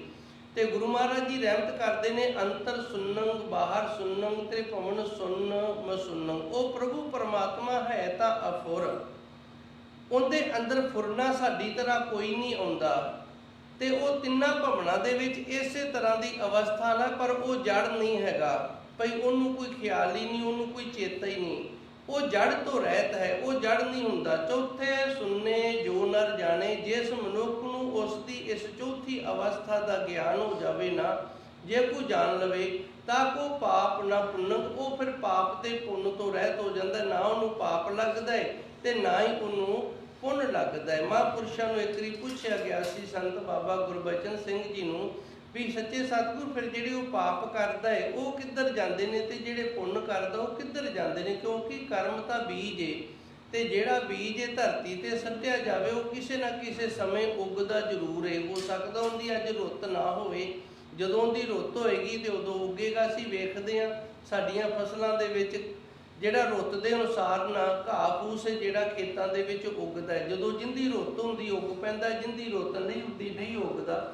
ਉਸੇ ਤਰ੍ਹਾਂ ਕਰਮ ਹੈ ਜਿਹੜੇ ਵੀ ਰੁੱਤ ਦੇ ਅਨੁਸਾਰ। ਜੋ ਸੰਤ ਬਾਬਾ ਗੁਰਬਚਨ ਸਿੰਘ ਨੇ ਫਿਰ ਜਵਾਬ ਦਿੱਤਾ ਸੀ, ਜਿਹੜੇ ਉਹਨਾਂ ਦੀ ਨਿੰਦਿਆ ਕਰਦੇ ਨੇ ਨਾ, ਉਹਨਾਂ ਨੂੰ ਉਹ ਸਾਰੇ ਪਾਪ ਜਿਹੜੇ ਨੇ ਉਹ ਝੱਲਣੇ ਪੈਂਦੇ ਨੇ, ਪਾਪ ਲੱਗ ਜਾਂਦੇ ਨੇ। ਤੇ ਜਿਹੜੇ ਉਹਨਾਂ ਦੀ ਸ਼ੋਭਾ ਕਰਦੇ ਨੇ, ਸੇਵਾ ਕਰਦੇ ਨੇ, ਉਹਨਾਂ ਨੂੰ ਫਿਰ ਉਹਨਾਂ ਦੇ ਪੁੰਨ ਨੇ ਜਿਹੜੇ ਉਹ ਪ੍ਰਾਪਤ ਹੋ ਜਾਂਦੇ ਨੇ, ਅਜਾਏ ਨਹੀਂ ਜਾਂਦੇ। ਸੋ ਧੰਨ ਗੁਰੂ ਮਹਾਰਾਜ ਜੀ ਰਹਿਮਤ ਕਰਦੇ ਨੇ, ਉਸ ਗੁਰਮੁਖ ਪਿਆਰੇ ਨੂੰ ਫਿਰ ਨਾ ਪਾਪ ਲੱਗਦਾ ਹੈ ਤੇ ਨਾ ਪੁੰਨ ਲੱਗਦਾ ਹੈ ਜੀ। ਸੁਨੋ ਸੁਨ ਕਹੈ ਸਭ ਕੋਈ। ਹੁਣ ਸਿੱਧਾ ਨੇ ਸਵਾਲ ਕਰ ਦਿੱਤਾ ਗੁਰੂ ਨਾਨਕ ਦੇਵ ਜੀ, ਜਿਹੜੇ ਅਪੂਰ ਪ੍ਰਭੂ ਪਰਮਾਤਮਾ ਦੀ ਤੁਸੀਂ ਗੱਲ ਕਰਦੇ ਹੋ ਨਾ, ਸਾਨੂੰ ਸਮਝਾਇਆ। ਇਹ ਕਹਿਣ ਨੂੰ ਤਾਂ ਸਾਰੇ ਕਹੀ ਜਾਂਦੇ ਨੇ, ਸੁਨੋ ਸੁਨ ਕਹੈ ਸਭ ਕੋਈ, ਇਹ ਅਪੂਰ ਪ੍ਰਭੂ ਪਰਮਾਤਮਾ ਹੈ। ਤੇ ਇਹ ਗੱਲ ਹੈ ਜਿਹੜੀ ਇਹ ਸਾਰੀ ਆਖ ਰਹੇ ਨੇ ਵੀ ਉਹ ਸੁਣਨੇ ਜਿਹੜਾ ਅੰਦਰ ਵੀ ਹੈ ਤੇ ਬਾਹਰ ਵੀ ਹੈ। ਗੁਰੂ ਜੀ ਨੇ ਕਿਹਾ ਸੀ ਨਾ, ਅੰਤਰ ਸੁਣਨੰ ਬਾਹਰ ਸੁਣਨੰ ਤੇ ਪਵਨ ਸੁਣਨ ਸੁਣਨਗੋ। ਪ੍ਰਭੂ ਪਰਮਾਤਮਾ ਅੰਦਰ ਵੀ ਹੈ ਸਾਡੇ ਤੇ ਬਾਹਰ ਵੀ ਹੈ, ਤਿੰਨਾਂ ਲੋਕਾਂ ਦੇ ਵਿੱਚ ਹੈ। ਤੇ ਉਹ ਚੇਤਨ ਹੈ, ਜੜ ਨਹੀਂ ਹੈਗਾ। ਚੇਤਨ ਹੈ, ਜੜ ਨਹੀਂ ਹੈਗਾ। ਚੌਥੀ ਪਦਵੀ ਹੈ ਜਿਹੜੀ ਤੁਰੀਆ ਅਵਸਥਾ ਜਿਹੜੀ, ਉਹਦੇ ਵਿੱਚ ਜਾ ਕੇ ਉਸ ਪ੍ਰਭੂ ਪਰਮਾਤਮਾ ਨੂੰ ਜਾਣਿਆ ਜਾਂਦਾ ਹੈ। ਜਿਹੜਾ ਮਨੁੱਖ ਚੌਥੀ ਅਵਸਥਾ ਦੇ ਵਿੱਚ ਚਲਾ ਜਾਂਦਾ ਹੈ ਨਾ, ਉਹਨੂੰ ਫਿਰ ਪਾਪ ਤੇ ਪੁੰਨ ਨਹੀਂ ਲੱਗਦਾ। ਹੁਣ ਸਿੱਧਾ ਨੇ ਗੁਰੂ ਮਹਾਰਾਜ ਜੀ ਦੇ ਸਿਧਾਂਤ ਦੇ ਵਿੱਚੋਂ ਸਵਾਲ ਕੱਢ ਲਿਆ। ਗੁਰੂ ਜੀ ਇਹ ਗੱਲਾਂ ਤਾਂ ਜਿਹੜੀਆਂ ਨੇ ਨਾ, ਤਾਂ ਜਿੰਦੇ ਤੋਂ ਮਰਜ਼ੀ ਪੁੱਛ ਲਓ, ਉਹੀ ਆਖ ਦੇਗਾ ਕਿ ਸਾਡੇ ਅੰਦਰ ਵੀ ਰੱਬ ਹੈ ਤੇ ਬਾਹਰ ਵੀ ਰੱਬ ਹੈ। ਸੁਨੋ ਸੁਨ ਕਹੈ ਸਭ ਕੋਈ, ਉਹ ਪ੍ਰਭੂ ਪਰਮਾਤਮਾ ਸਾਡੇ ਅੰਦਰ ਵੀ ਹੈ ਤੇ ਬਾਹਰ ਵੀ ਹੈ, ਤਿੰਨਾਂ ਲੋਕਾਂ ਦੇ ਵਿੱਚ। ਇਹ ਤਾਂ ਭਾਈ ਸਾਰੀ ਦੁਨੀਆ ਹੀ ਆਖੀ ਜਾਂਦੀ ਹੈ ਜੀ। ਅਨਹਦ ਸੁਨ ਕਹਾਤੇ ਹੋਈ। ਤੇ ਗੁਰੂ ਜੀ ਸਾਨੂੰ ਇਹ ਸਮਝਾਓ ਕਿ ਜਿਹੜੀ ਅਣਹਦ ਧੁਨ ਹੈ ਉਹ ਉਸ ਪ੍ਰਭੂ ਪਰਮਾਤਮਾ ਤੋਂ ਕਿਵੇਂ ਆਪਣੇ ਅੰਦਰ ਪ੍ਰਗਟ ਕੀਤੀ ਜਾਂਦੀ ਹੈ ਜੀ। ਅਨਹਦ ਸੁਨ ਰਤੇ ਸੇ ਕੈਸੇ। ਤੇ ਫਿਰ ਸਾਨੂੰ ਇਹ ਵੀ ਦੱਸੋ ਕਿ ਜਿਨ੍ਹਾਂ ਦੇ ਅੰਦਰ ਇਹ ਅਣਹਦ ਧੁਨ ਚੱਲ ਪੈਂਦੀ ਹੈ ਨਾ, ਉਹ ਹੁੰਦੇ ਕਿਸ ਪ੍ਰਕਾਰ ਦੇ ਨੇ ਕਿ ਅਸੀਂ ਉਹਨਾਂ ਨੂੰ ਪਛਾਣ ਵੀ ਸਕੀਏ ਜੀ। ਜਿਸ ਤੇ ਉਪਜੇ ਤਿਸ ਹੀ ਜੈਸੇ। ਹੁਣ ਗੁਰੂ ਮਹਾਰਾਜ ਜੀ ਨੇ ਇਹਨਾਂ ਦੇ ਇੱਕ ਸਵਾਲ ਦਾ ਜਵਾਬ ਦਿੱਤਾ। ਇਹਨਾਂ ਨੇ ਸਵਾਲ ਕੀਤਾ ਸੀ, ਹੇ ਸੱਚੇ ਸਤਿਗੁਰੂ ਜੀ ਸਾਨੂੰ ਦੱਸੋ, ਜਿਨ੍ਹਾਂ ਦੇ ਅੰਦਰ ਅਣਹਦ ਸ਼ਬਦ ਚੱਲ ਪੈਂਦਾ ਹੈ, ਜਿਹੜੇ ਨਿਰਵਾਣ ਪਦਵੀ ਤੁਰੀਆ ਅਵਸਥਾ ਚੌਥੇ ਪਦ ਨੂੰ ਪ੍ਰਾਪਤ ਹੋ ਜਾਂਦੇ ਨੇ, ਉਹ ਹੁੰਦੇ ਕਿਵੇਂ ਦੇ ਨੇ? ਤੇ ਗੁਰੂ ਜੀ ਨੇ ਕਹਿ ਦਿੱਤਾ, ਜਿਸ ਤੇ ਉਪਜੇ ਤਿਸ ਹੀ ਜੈਸੇ। ਜਿਸ ਵਾਹਿਗੁਰੂ ਵਰਗੇ, ਜਿਸ ਵਾਹਿਗੁਰੂ ਤੋਂ ਪੈਦਾ ਹੋਏ ਨੇ ਨਾ, ਉਹਦੇ ਵਰਗੇ ਹੋ ਜਾਂਦੇ ਨੇ, ਉਸ ਪਰਮਾਤਮਾ ਦਾ ਰੂਪ ਹੋ ਜਾਂਦੇ ਨੇ। ਜਿਵੇਂ ਪਰਮਾਤਮਾ ਦਾ ਕਿਸੇ ਨੂੰ ਭੇਤ ਨਹੀਂ ਹੁੰਦਾ ਤੇ ਫਿਰ ਉਹਨਾਂ ਦਾ ਵੀ ਕਿਸੇ ਨੂੰ ਭੇਤ ਨਹੀਂ ਹੁੰਦਾ, ਜਾਨੀ ਪਛਾਣੇ ਨਹੀਂ ਜਾ ਸਕਦੇ। ਦੁਨੀਆ ਦੇ ਅੰਦਰ ਜਦੋਂ ਵਿਚਰਦੇ ਨੇ ਨਾ, ਪਛਾਣੇ ਨਹੀਂ ਜਾ ਸਕਦੇ ਹਨ ਜੀ। ਹੋਏ ਜਨਮ ਨ ਮਰਹਿ ਨ ਆਵਹਿ ਜਾਹੇ। ਉਹ ਨਾ ਜੰਮਦੇ ਨੇ, ਨਾ ਮਰਦੇ ਨੇ, ਤੇ ਨਾ ਸਾਡੀ ਤਰ੍ਹਾਂ ਜੂਨਾਂ ਦੇ ਵਿੱਚ ਆਉਂਦੇ ਨੇ ਤੇ ਨਾ ਜਾਂਦੇ ਹਨ ਜੀ। ਨਾਨਕ ਗੁਰਮੁਖ ਮਨ ਸਮਝਾਹੇ। ਤੇ ਧੰਨ ਗੁਰੂ ਮਹਾਰਾਜ ਜੀ ਰਹਿਮਤ ਕਰਦੇ ਨੇ, ਗੁਰਮੁਖ ਨੇ ਨਾ ਜਿਹੜੇ, ਉਹ ਆਪਣੇ ਮਨ ਨੂੰ ਸਮਝਾ ਕੇ ਰੱਖਦੇ ਨੇ। ਇਹਨੂੰ ਇਹ ਸਮਝ ਲਓ ਵੀ ਆਪਣੇ ਮਨ ਨੂੰ ਕਿਵੇਂ ਸਮਝਾ ਕੇ ਰੱਖਦੇ ਨੇ। ਮਨ ਨੂੰ ਇਸ ਤਰ੍ਹਾਂ ਸਮਝਾ ਕੇ ਰੱਖਦੇ ਨੇ ਕਿ ਇਹ ਸੰਸਾਰ ਹੈ, ਇਹਦੇ ਵਿੱਚ ਅਸੀਂ ਵਿਚਰਨਾ ਹੈ ਤੇ ਸਾਡੀ ਇਸ ਅਵਸਥਾ ਦਾ ਕਿਸੇ ਨੂੰ ਪਤਾ ਨਾ ਲੱਗ ਜਾਏ, ਨਹੀਂ ਤਾਂ ਸਮਾਜ ਇਸ ਤਰ੍ਹਾਂ ਦਾ ਇਹਨਾਂ ਨੇ ਨਾ ਬੋਟੀਆਂ ਤੋੜ ਕੇ ਖਾ ਜਾਣੀਆਂ ਨੇ। ਜੇ ਕਿਤੇ ਸਾਨੂੰ ਪਤਾ ਲੱਗ ਜੇ ਨਾ ਵੀ ਇਹ ਸਾਧੂ ਸੰਤ ਪੂਰਨ ਹੈ, ਉਹ ਪ੍ਰਗਟ ਹੋ ਜਾਵੇ ਕਿਸੇ ਨਾ ਕਿਸੇ ਕਾਰਨ, ਤੇ ਮੈਨੂੰ ਲੱਗਦਾ ਸ਼ਾਇਦ ਦੁਨੀਆ ਨਾ ਉਹਨੂੰ ਜਿਉਣਾ ਜਿਹੜਾ ਉਹ ਉਹਦਾ ਦੁਰਲਭ ਕਰ ਦੇਵੇ। ਉਹਦਾ ਜਿਉਣਾ ਜਿਹੜਾ ਸਮਾਜ ਤੇ ਰਹਿਣਾ ਨਾ ਉਹ ਬੜਾ ਮੁਸ਼ਕਲ ਹੋ ਜਾਵੇ, ਇਤਨਾ ਜ਼ਿਆਦਾ ਤੰਗ ਕਰੇ। ਕਿਉਂਕਿ ਜੇ ਸਾਨੂੰ ਪਤਾ ਲੱਗ ਜੇ ਨਾ ਵੀ ਅਸੀਂ ਬਿਮਾਰ ਆ ਤੇ ਇਸ ਬਿਮਾਰੀ ਦਾ ਇਲਾਜ ਜਿਹੜਾ ਫਲਾਣੀ ਥਾਂ ਤੇ ਹੁੰਦਾ, ਤੇ ਆਪ ਜੀ ਵੇਖਦੇ ਹੋ ਨਾ ਕਿੰਨੀ ਡਾਕਟਰਾਂ ਦੇ ਕੋਲ ਭੀੜ ਲੱਗੀ ਹੁੰਦੀ, ਪਰ ਉਹਨਾਂ ਦਾ ਤੇ ਧੰਦਾ ਹੈ, ਉਹ ਤਾਂ ਕਹਿੰਦੇ ਨੇ ਸਾਡਾ ਲੋਕਾਂ ਨੂੰ ਜ਼ਿਆਦਾ ਪਤਾ ਲੱਗੇ ਤੇ ਸਾਡੀ ਕਮਾਈ ਹੋਵੇ। ਸਾਧੂ ਸੰਤਾਂ ਦਾ ਧੰਦਾ ਨਹੀਂ ਹੁੰਦਾ, ਤੇ ਉਹ ਨਹੀਂ ਚਾਹੁੰਦੇ ਵੀ ਸਾਡਾ ਕਿਸੇ ਨੂੰ ਪਤਾ ਲੱਗੇ। ਨਾਨਕ ਗੁਰਮੁਖ ਮਨ ਸਮਝਾਏ, ਇਸ ਤਰ੍ਹਾਂ ਉਹ ਗੁਰਮੁਖ ਹੁੰਦੇ ਨੇ ਤੇ ਮਨ ਨੂੰ ਸਮਝਾਉਂਦੇ ਨੇ। ਗੁਰਮੁਖ ਨੇ, ਗੁਰਮੁਖ ਤੋਂ ਭਾਵ ਉਹ ਗੁਰੂ ਦੇ ਆਗਿਆ ਦੇ ਵਿੱਚ ਰਹਿਣ ਵਾਲੇ ਨੇ, ਪ੍ਰਭੂ ਪਰਮਾਤਮਾ ਦੇ ਭਾਣੇ ਦੇ ਵਿੱਚ ਰਹਿਣ ਵਾਲੇ ਨੇ। ਉਹਦੇ ਸ਼ਰੀਕ ਨਹੀਂ ਬਣਦੇ ਵੀ ਜੇ ਤੂੰ ਕਿਸੇ ਨੂੰ ਇਹ ਬਿਮਾਰੀ ਲਾਈਏ ਤੇ ਲੈ ਅਸੀਂ ਲਾ ਕੇ ਵਿਖਾ ਦਿੰਨੇ ਆ, ਇਸ ਤਰ੍ਹਾਂ ਨਹੀਂ। ਇੱਥੇ ਮੈਂ ਥੋੜਾ ਜਿਹਾ ਹੋਰ ਆਪ ਜੀ ਦੇ ਨਾਲ ਵਿਖਿਆਨ ਕਰਾਂਗਾ। ਕਰਮ ਨੇ ਜਿਹੜੇ ਮਨੁੱਖ ਇਹ ਤਿੰਨ ਪ੍ਰਕਾਰ ਤਰ੍ਹਾਂ ਗੁਰੂ ਦੀ ਸ਼ਰਨ ਦੇ ਵਿੱਚ ਆਣ ਕੇ ਨਾ ਸਾਡੇ ਕਰਮਾਂ ਦਾ ਫਰਕ ਪੈਂਦਾ ਹੈ। ਇੱਕ ਕਰਮ ਇਸ ਤਰ੍ਹਾਂ ਦੇ ਨੇ, ਉਹ ਕਰਮ ਬਖਸ਼ੇ ਜਾਂਦੇ ਨੇ। ਜਦੋਂ ਅਸੀਂ ਗੁਰੂ ਦੇ ਦਰ ਤੇ ਆਉਂਦੇ ਨਾ, ਗੁਰੂ ਸਾਡੇ ਤੇ ਰਹਿਮਤ ਕਰਦਾ, ਉਹ ਕਰਮਾਂ ਨੂੰ ਬਖਸ਼ ਲੈਂਦਾ ਹੈ। ਇੱਕ ਕਰਮ ਇਸ ਤਰ੍ਹਾਂ ਦੇ ਨੇ, ਉਹ ਗੁਰੂ ਬਖਸ਼ਦਾ ਨਹੀਂ, ਬਦਲ ਦਿੰਦਾ ਹੈ।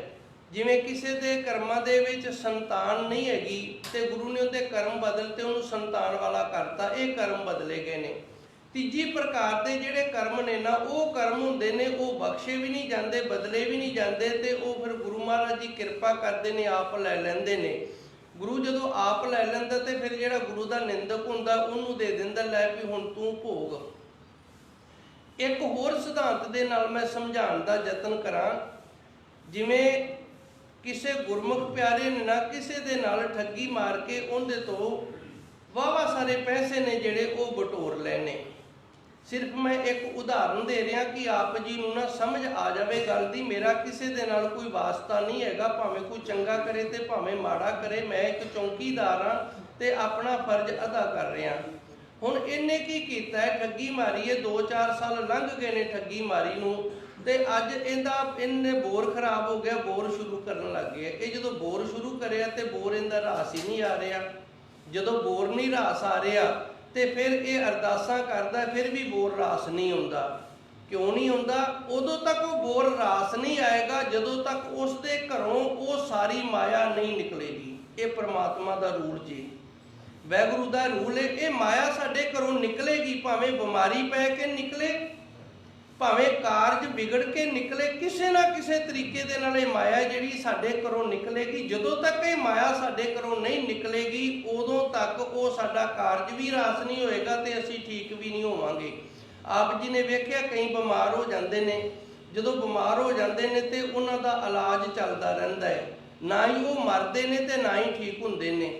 ਉਦੋਂ ਤੱਕ ਉਹ ਨਹੀਂ ਮਰੇਗਾ ਜਦੋਂ ਤੱਕ ਉਹ ਜਿਹੜੀ ਖੋਟੀ ਕਮਾਈ ਹੈ ਉਹਦੀ ਬਿਮਾਰੀ ਦੇ ਉੱਤੇ ਵਿਅਰਥ ਪੈਸਿਆਂ ਦੇ ਵਿੱਚ ਨਹੀਂ ਲੱਗੇਗੀ, ਵਿਅਰਥ ਦਵਾਈਆਂ ਖਰੀਦ ਕੇ ਨਹੀਂ ਨਿਕਲੇਗੀ ਨਾ, ਉਦੋਂ ਤੱਕ ਉਹ ਨਹੀਂ ਮਰੇਗਾ। ਫਿਰ ਮਰੇਗਾ, ਫਿਰ ਸਰੀਰ ਛੱਡੇਗਾ ਜਦੋਂ ਹਿਸਾਬ ਕਿਤਾਬ ਹੈ ਜਿਹੜਾ ਉਹ ਬਰਾਬਰ ਹੋ ਜਾਏਗਾ। ਇਸ ਕਰਕੇ ਜਿਹੜੇ ਗੁਰਮੁਖ ਨੇ ਨਾ, ਉਹ ਪ੍ਰਭੂ ਪਰਮਾਤਮਾ ਦੇ ਭਾਣੇ ਦੇ ਵਿੱਚ, ਹੁਕਮ ਦੇ ਵਿੱਚ ਰਹਿੰਦੇ ਨੇ ਤੇ ਆਪਣੇ ਮਨ ਨੂੰ ਸਮਝਾ ਕੇ ਰੱਖਦੇ ਨੇ ਵੀ ਆਪਾਂ ਇਸ ਸਮਾਜ ਤੋਂ ਕੀ ਰਹਿਣਾ, ਲੁੱਕ ਕੇ ਆਪਣਾ ਸਮਾਂ ਨਾ ਜਿਹੜਾ ਉਹ ਗੁਜ਼ਾਰ ਲਈਏ। ਧੰਨ ਗੁਰੂ ਮਹਾਰਾਜ ਜੀ ਸੱਚੇ ਸਤਿਗੁਰ ਸੁਣੋ ਸੁਣ ਕਹੈ ਸਭ ਕੋਈ। ਜਦੋਂ ਸਿੱਧਾ ਨੇ ਆਖਿਆ ਨਾ ਵੀ ਸੱਚੇ ਸਤਿਗੁਰਾਂ ਜਿਹੜੀ ਤੁਸੀਂ ਰੱਬ ਦੀ ਗੱਲ ਕਰਦੇ ਹੋ ਨਾ, ਇਹ ਤਾਂ ਸਾਰੇ ਹੀ ਆਖਦੇ ਨੇ, ਸਾਡੇ ਅੰਦਰ ਵੀ ਹੈ ਤੇ ਸਾਡੇ ਬਾਹਰ ਵੀ ਹੈ। ਅਨਹਦ ਸੁਣ ਕਹਾ ਤੇ ਹੋਈ। ਤੇ ਇਹ ਜਿਹੜੀ ਅਨਹਦ ਸੁਣ ਹੈ ਨਾ, ਉਸ ਪ੍ਰਭੂ ਪਰਮਾਤਮਾ ਦੀ ਧੁਨ ਹੁੰਦੀ ਕਿੱਥੋਂ ਹੈ? ਅਨਹਦ ਸੁਣ ਰਤੇ ਸੇ ਕੈਸੇ, ਤੇ ਉਹ ਹੈਨ ਕਿਸ ਤਰ੍ਹਾਂ ਦੇ? ਗੁਰੂ ਮਹਾਰਾਜ ਜੀ ਨੇ ਉਹਨਾਂ ਦਾ ਸੁਭਾਅ ਦੱਸਿਆ, ਤਾਂ ਮੈਨੂੰ ਇਹ ਸਾਰੀਆਂ ਗੱਲਾਂ ਨੇ ਜਿਹੜੀਆਂ ਇਹ ਆਪ ਜੀ ਦੇ ਨਾਲ ਸਾਂਝੀਆਂ ਕਰਨੀਆਂ ਪਈ। ਕਿਉਂਕਿ ਸਵਾਲ ਆ ਗਿਆ ਅਨਹਦ ਸੁਣ ਰਤੇ ਸੇ ਕੈਸੇ, ਵੀ ਉਹ ਹੈਨ ਕਿਸ ਤਰ੍ਹਾਂ ਦੇ, ਸਾਨੂੰ ਦੱਸੋ ਨਾ। ਗੁਰੂ ਮਹਾਰਾਜ ਜੀ ਨੇ ਪਹਿਲੂ ਫੈਸਲਾ ਮੁਕਾ ਦਿੱਤਾ, ਜਿਸ ਤੇ ਉਪਜੇ ਤਿਸ ਹੀ ਜੈਸੇ। ਉਹ ਜਿੱਥੇ ਪੈਦਾ ਹੋਏ ਨੇ ਨਾ ਪਰਮਾਤਮਾ ਤੋਂ, ਉਹਦੇ ਵਰਗੇ ਹੀ ਨੇ। ਉਹ ਜਨਮ ਨਾ ਮਰੇ, ਆਵੇ ਨਾ ਆਵੇ ਨਾ ਜਾਏ। ਉਹ ਜੰਮਦੇ ਮਰਦੇ ਵੀ ਨਹੀਂ ਤੇ ਆਉਂਦੇ ਜਾਂਦੇ ਵੀ ਨਹੀਂ। ਹੁਣ ਗੁਰੂ ਮਹਾਰਾਜ ਜੀ ਇਸ ਤੁਕ ਦੇ ਵਿੱਚ ਉਹਨਾਂ ਦਾ ਜਵਾਬ ਦੇ ਰਹੇ ਨੇ ਨਾਨਕ ਗੁਰਮੁਖ ਮਨ ਸਮਝਾਏ। ਉਹ ਗੁਰਮੁਖ ਹੁੰਦੇ ਨੇ ਤੇ ਆਪਣੇ ਮਨ ਨੂੰ ਨਾ ਸਮਝਾ ਕੇ ਰੱਖਦੇ ਨੇ, ਆਪਣੇ ਮਨ ਨੂੰ ਉਹ ਰੋਕ ਕੇ ਰੱਖਦੇ ਨੇ। ਉਹਨਾਂ ਨੇ ਆਪਣਾ ਮਨ ਸਮਝਾਇਆ ਹੁੰਦਾ। ਤੇ ਮਨ ਦਾ ਸਮਝਾਣਾ ਕੀ ਹੈ? ਇਹ ਇਸੇ ਤਰ੍ਹਾਂ ਹੀ ਹੈ ਜਿਵੇਂ ਮੈਂ ਆਪ ਜੀ ਦੇ ਨਾਲ ਥੋੜੇ ਨੁਕਤਿਆਂ ਦੇ ਨਾਲ ਸਾਂਝ ਪਾਈਏ। ਇੱਕ ਹੋਰ ਮੈਂ ਆਪ ਜੀ ਨੂੰ ਦੱਸ ਦਿਆਂ, ਜਿਵੇਂ ਕੋਈ ਗੁਰਮੁਖ ਪਿਆਰਾ ਉਹ ਪਰਿਵਾਰ ਦੇ ਵਿੱਚ ਰਹਿ ਰਿਹਾ ਹੈ, ਪਰਿਵਾਰ ਦੇ ਵਿੱਚ ਰਹਿ ਰਿਹਾ, ਲੇਕਿਨ ਪਰਿਵਾਰ ਦੇ ਜਿਹੜੇ ਜੀਅ ਨੇ ਉਹਦੇ ਨਾਲ ਵਧੀਕੀ ਕਰਦੇ ਨੇ। ਉਹ ਫਿਰ ਆਪਣੇ ਮਨ ਨੂੰ ਸਮਝਾ ਲਵੇ ਵੀ ਮੈਂ ਰਹਿਣਾ ਤੇ ਇਸ ਪਰਿਵਾਰ ਦੇ ਵਿੱਚ, ਤੇ ਚਲੋ ਜਿਹੜੀਆਂ ਵਧੀਕੀਆਂ ਹੋ ਰਹੀਆਂ ਨੇ ਆਪਾਂ ਸਹਾਰ ਲੈਂਦੇ ਆ, ਇਹ ਹੁਣ ਮਨ ਸਮਝਾ ਲਿਆ ਨਾ। ਬਸ ਇਹ ਗੁਰਮੁਖਾਂ ਦਾ ਸੁਭਾਅ ਹੁੰਦਾ। ਉਹਨਾਂ ਨਾਲ ਜਿਤਨੀਆਂ ਵੀ ਵਧੀਕੀਆਂ ਹੋਣਗੀਆਂ ਨਾ, ਉਹ ਰਿਧੀਆਂ ਸਿੱਧੀਆਂ ਦੇ ਨਾਲ, ਕਿਉਂਕਿ ਇੱਥੇ ਗੱਲ ਸਿੱਧਾਂ ਦੀ ਚੱਲ ਰਹੀ ਏ। ਤੇ ਸਿੱਧ ਕੀ ਸਨ? ਇਹਨਾਂ ਨਾਲ ਜਦ ਕੋਈ ਵਧੀਕੀ ਕਰਦਾ ਰਿੱਧ ਸਿੱਧ ਦੇ ਨਾਲ, ਜਾਂ ਤਾਂ ਉਹਨੂੰ ਸ਼ਰਾਪ ਦੇ ਦਿੰਦੇ ਤੇ ਕਿਤੇ ਵਡਿਆਈ ਦੇ ਮਾਰੇ ਉਹਨੂੰ ਵਰ ਦੇ ਦਿੰਦੇ। ਇਹ ਕੋਈ ਗੁਰਮੁਖਾਂ ਵਾਲਾ ਕੰਮ ਨਹੀਂ ਸੀ। ਗੁਰੂ ਮਹਾਰਾਜ ਜੀ ਨੇ ਕਿਹਾ ਜਿਹੜੇ ਗੁਰਮੁਖ ਨੇ ਨਾ, ਉਹਨਾਂ ਦੀ ਇਹ ਨਿਸ਼ਾਨੀ ਹੁੰਦੀ ਏ, ਉਹ ਆਪਣੇ ਮਨ ਨੂੰ ਸਮਝਾ ਕੇ ਰਹਿੰਦੇ ਨੇ, ਸਿਚੁਏਸ਼ਨ ਮਾਹੌਲ ਦੇ ਅਨੁਸਾਰ ਆਪਣੇ ਮਨ ਨੂੰ ਸਮਝਾ ਕੇ ਰੱਖਦੇ ਨੇ। ਉਹ ਗੁਰਮੁਖ ਨੇ ਜਿਨ੍ਹਾਂ ਦੇ ਅੰਦਰ ਉਸ ਪ੍ਰਭੂ ਪਰਮਾਤਮਾ ਦੀ ਰਹਿਮਤ ਕਿਰਪਾ ਹੋ ਗਈ ਏ, ਤੇ ਸੱਚੇ ਸਤਿਗੁਰ ਦਾ ਜਿਹੜਾ ਅਣਹਦ ਸ਼ਬਦ ਏ, ਜਿਨ੍ਹਾਂ ਦੇ ਅੰਦਰ ਇਹ ਤੁਰਿਆ ਅਵਸਥਾ ਚੌਥੀ ਪਦਵੀ ਦੀ ਪ੍ਰਾਪਤੀ ਹੋ ਗਈ ਏ। ਅੱਜ ਦੇ ਲਈ ਇਤਨੀ ਕੁ ਸੇਵਾ ਆਪ ਸੰਗਤਾਂ ਨੇ ਪ੍ਰਵਾਨ ਕਰਨੀ। ਮੈਂ ਆਪ ਜੀ ਤੋਂ ਮਾਫੀ ਮੰਗ ਲਵਾਂ। ਜੋ ਵੀ ਦੱਸਿਆ ਜਾਂਦਾ ਹੈ ਸਿਰਫ ਸਮਝਣ ਤੇ ਸਮਝਾਉਣ ਵਾਸਤੇ ਦੱਸਿਆ ਜਾਂਦਾ ਹੈ। ਤੇ ਇਹ ਜਿਹੜਾ ਸਮਝਣਾ ਤੇ ਸਮਝਾਉਣਾ ਹੈ, ਇਹ ਗੁਰਬਾਣੀ ਸਾਨੂੰ ਸਿਖਾਉਂਦੀ ਏ। ਜਿਵੇਂ ਗੁਰਬਾਣੀ ਦੇ ਅੰਦਰ ਫਰਮਾਨ ਹੁੰਦਾ ਨਾ, ਲੇਖਾ ਰੱਬ ਮਗੇਸ਼ੀਆ ਬੈਠਾ ਕੱਢ ਵਈ। ਹੁਣ ਵਈ ਤੇ ਕੀ ਹੁੰਦਾ ਹੈ? ਜਿਹੜੀ ਵਈ ਹੁੰਦੀ ਉਹਦੇ ਤੇ ਕੀ ਹੁੰਦਾ ਹੈ? ਅਸੀਂ ਦੁਕਾਨ ਵਾਲੇ ਨੂੰ ਜਮ੍ਹਾਂ ਕਰਾਏ, ਉਹਨੇ ਲਿਖ ਲਏ। ਅਸੀਂ ਆਧਾਰ ਸੌਦਾ ਲੈ ਆਂਦਾ, ਉਹਨੇ ਲਿਖ ਲਏ। ਪੂਰੇ ਹੋ ਗਏ, ਠੀਕ ਹੈ। ਜੇ ਵਾਧਾ ਘਾਟਾ ਤੇ ਉਹਨੇ ਆਖਣਾ ਵੀ ਆਪਣਾ ਵਾਧਾ ਘਾਟਾ ਇਹ ਹਿਸਾਬ ਰਹਿੰਦਾ, ਇਹ ਪੂਰਾ ਕਰ। ਉਸੇ ਤਰ੍ਹਾਂ ਪਰਮਾਤਮਾ ਦੇ ਕੋਲ ਵੀ ਸਾਡਾ ਵਹੀ ਖਾਤਾ ਖੋਲਿਆ ਹੋਇਆ ਹੈ। ਅਸੀਂ ਜਿਸ ਤਰ੍ਹਾਂ ਦਾ ਵੀ ਸੰਸਾਰ ਦੇ ਵਿੱਚ ਵਿਚਰਦੇ ਹਾਂ, ਉਹ ਵਾਹਿਗੁਰੂ ਪਰਮਾਤਮਾ ਉਹਨੂੰ ਫਿਰ ਪੂਰਾ ਕਰਦਾ ਰਹਿੰਦਾ ਹੈ। ਦੇਣ ਲੈਣੇ ਜਿਹੜਾ ਉਹ ਚੱਲਦਾ ਰਹਿੰਦਾ ਹੈ। ਕਿਤੇ ਅਸੀਂ ਦੇ ਰਹੇ ਹਾਂ ਤੇ ਕਿਤੋਂ ਅਸੀਂ ਲੈ ਵੀ ਰਹੇ ਹਾਂ। ਜਿਹੜਾ ਦੇਣਾ ਲੈਣਾ ਹੈ ਇਹ ਸਾਡਾ ਚੱਲਦਾ ਰਹਿੰਦਾ ਹੈ। ਸੋ ਧੰਨ ਗੁਰੂ ਮਹਾਰਾਜ ਜੀ ਰਹਿਮਤ ਕਰਦੇ ਨੇ। ਸੱਚੇ ਸਤਿਗੁਰ ਸਾਨੂੰ ਇਸ ਤਰ੍ਹਾਂ ਗਿਆਨ ਤੇ ਸੋਝੀ ਦਿੰਦੇ ਨੇ। ਆਓ ਸੱਚੇ ਸਤਿਗੁਰ ਦੇ ਚਰਨਾਂ ਦੇ ਅੱਗੇ ਅਰਦਾਸ ਕਰੀਏ ਕਿ ਹੇ ਸੱਚੇ ਸਤਿਗੁਰ, ਇਤਨੇ ਸਿਆਣੇ ਤੇ ਸਮਝਦਾਰ ਅਸੀਂ ਨਹੀਂ ਹੈਗੇ ਜੋ ਆਪ ਜੀ ਦੇ ਬਣਾਏ ਹੋਏ ਨਿਯਮਾਂ ਦੇ ਅਨੁਸਾਰ ਚੱਲ ਸਕੀਏ। ਤੂੰ ਕਰ ਕਿਰਪਾ, ਰਹਿਮਤ ਕਰ, ਨਾਮ ਦੀ ਦਾਤ ਦੇ। ਤੇਰੇ ਨਾਮ ਦੇ ਲੜ ਲੱਗ ਕੇ ਅਸੀਂ ਆਪਣੇ ਮਨ ਨੂੰ ਪਵਿੱਤਰ ਕਰਕੇ ਤੇ ਤੇਰੇ ਦਰ ਦੇ ਜੋਗੇ ਹੋ ਜਾਈਏ। ਦੇਹੋ ਸੱਜਣ ਆਸੀਸੜੀਆ, ਜੋ ਹੋਵੇ ਸਹਿਬ ਸਿਓ ਮੇਲ।